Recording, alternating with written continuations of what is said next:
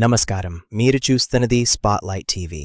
నేను మీ chief editor Nivas MS. ఈరోజు ప్రధాన అంశం అమరావతి నిర్మాణ వ్యయాలపై ప్రశ్నలు, ప్రభుత్వంపై వస్తున్న విమర్శలు. ఆంధ్రప్రదేశ్ రాజధాని అమరావతి నిర్మాణ వ్యయాలపై ప్రస్తుతం రాజకీయ సామాజిక వర్గాల్లో చర్చ జరుగుతోంది. రాష్ట్ర ప్రభుత్వం ప్రతిపాదిస్తున్న కొన్ని నిర్మాణాల ఖర్చులు అధికంగా ఉన్నాయని ప్రతిపక్షాలు ఆరోపిస్తుండగా, ప్రభుత్వం మాత్రం ప్రపంచస్థాయి రాజధాని నిర్మాణానికి అధిక నాణ్యత ప్రమాణాలు అవసరమని చెబుతోంది. విమర్శకుల వాదన ప్రకారం అమరావతిలో కేంద్ర ప్రభుత్వం నిర్మిస్తున్న కార్యాలయాలు, సిబ్బంది నివాస సముదాయాల వ్యయం తక్కువగా ఉండగా, రాష్ట్ర ప్రభుత్వం చేపడుతున్న కొన్ని నిర్మాణాలకు చదరపు అడుగుకు 20,000 రూపాయలకు పైగా ఖర్చు చూపుతున్నట్లు ఆరోపణలు ఉన్నాయి.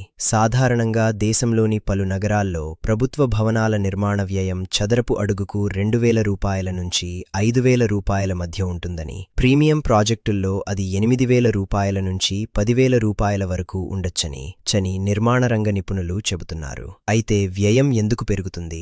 నిర్మాణ నిపుణుల అభిప్రాయం ప్రకారం భవనం ఖర్చు కేవలం ఇటుకలు, సిమెంట్, ఇనుముతోనే నిర్ణయించబడదు. భవనం డిజైన్, భూకంప నిరోధక వ్యవస్థలు, అండర్గ్రౌండ్ విద్యుత్ నెట్వర్క్, స్మార్ట్ సిటీ టెక్నాలజీ, భద్రతా ప్రమాణాలు, అంతర్జాతీయ స్థాయి ఇంటీరియర్స్, ప్రత్యేక నిర్మాణ సామాగ్రి వంటి అంశాలు వ్యయాన్ని గణనీయంగా పెంచుతాయి. మరోవైపు ప్రతిపక్షాలు మాత్రం ఖర్చుల అంచనాలపై పూర్తి వివరాలు ప్రజలకు వెల్లడించాలని డిమాండ్ చేస్తున్నాయి. టెండర్ ప్రక్రియ, కాంట్రాక్టుల విలువ, నిర్మాణ వ్యయాల లెక్కలు, నిధుల వినియోగంపై ప్రభుత్వం శ్వేతపత్రం విడుదల చేయాలని కోరుతున్నాయి. ప్రభుత్వం మాత్రం అమరావతిని దేశంలోనే అత్యాధునిక రాజధానిగా తీర్చిదిద్దే లక్ష్యంతో పనులు చేపడుతున్నామని, భవిష్యత్ అవసరాలను దృష్టిలో ఉంచుకుని మౌలిక సదుపాయాలను నిర్మిస్తున్నామని చెబుతోంది. అమరావతి నిర్మాణ వ్యయాలపై వస్తున్న విమర్శలు, ప్రభుత్వ వివరణల మధ్య ప్రస్తుతం రాజకీయ వర్గాల్లో చర్చ కొనసాగుతోంది. ప్రజాధనంతో చేపడుతున్న ఈ భారీ ప్రాజెక్టుపై మరింత పారదర్శకత అవసరమని